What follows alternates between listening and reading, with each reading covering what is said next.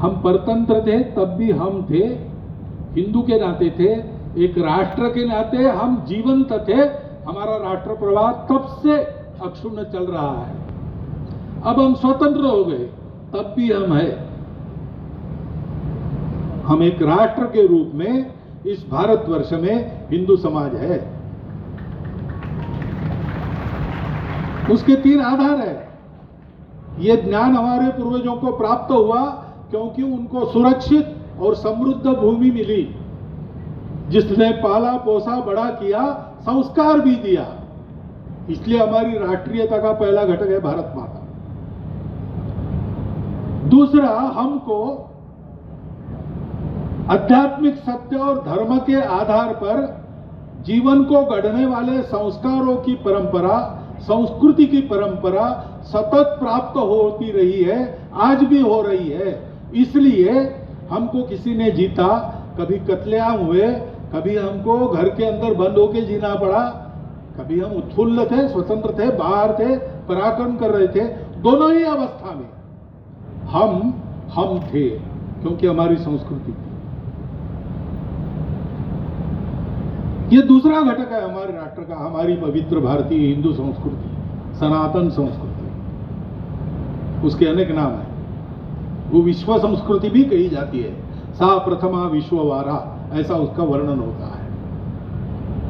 और तीसरा घटक है इस संस्कृति को ऐसा पुष्पित पल्लवित रखना, उसका संरक्षण करना। ये काम करने वाले महापुरुष हो गए, जिन्होंने इसके लिए परिश्रम किया, पसीना बहाया, जीवन चढ़ा दिए, बलिदान हुए, प्राण भी अर्पण कर दिए। पूरा इतिहास, लंबा इतिहास है। किसी देश के पास इतना विस्तृत और इतना गौरवपूर्ण इतिहास नहीं है जो हमारे पास है। वो हमारे महापुरुष, हमारे पूर्वज, वो हमारे जीवन के आदर्श है, वो अभी भी कायम है। हम क्या भूल गए, क्या नहीं भूल गए, पता नहीं। लेकिन एक बात है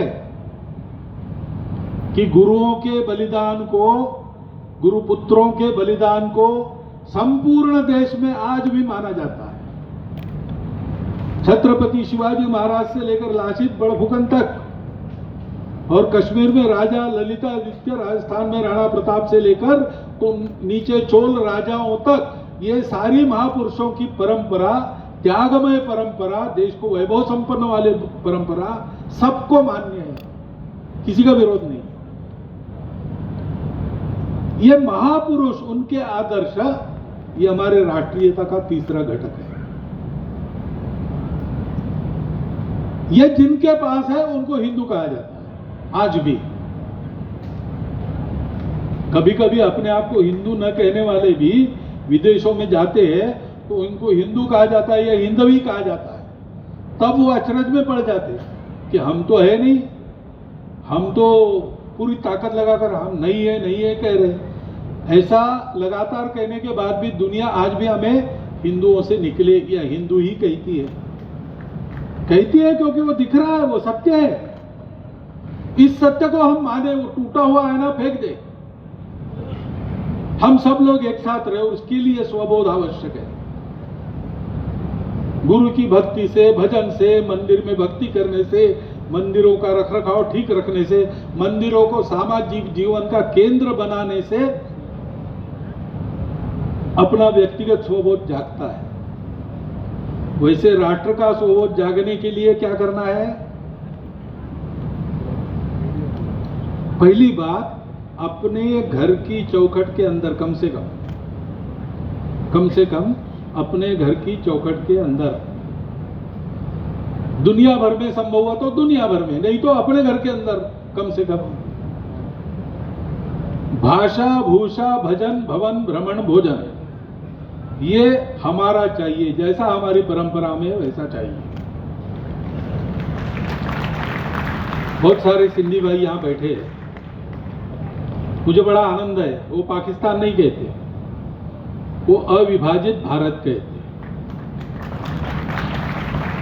ये आदत नई पीढ़ी तक जानी चाहिए, क्योंकि हमारा एक घर है, परिस्थिति ने हमको उस घर से यहां भेजा है, क्योंकि वो घर और ये घर अलग नहीं है, पूरा भारतवर्ष एक घर है।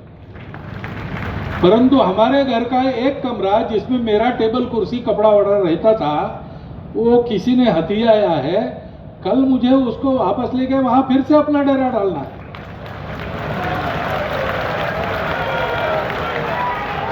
और इसलिए स्मरण रखना है कि अविभाजित भारत, ऐसे ही हमारी एक भाषा है। भारत में सबकी एक भाषा हृदय भाषा है। अगर आप ये वीडियो YouTube पर देख रहे हैं तो हमारे चैनल को सब्सक्राइब करें और बेल आइकन को दबाना ना भूलें। अगर आप Facebook पर ये वीडियो देख रहे हैं तो हमारे पेज को लाइक करें।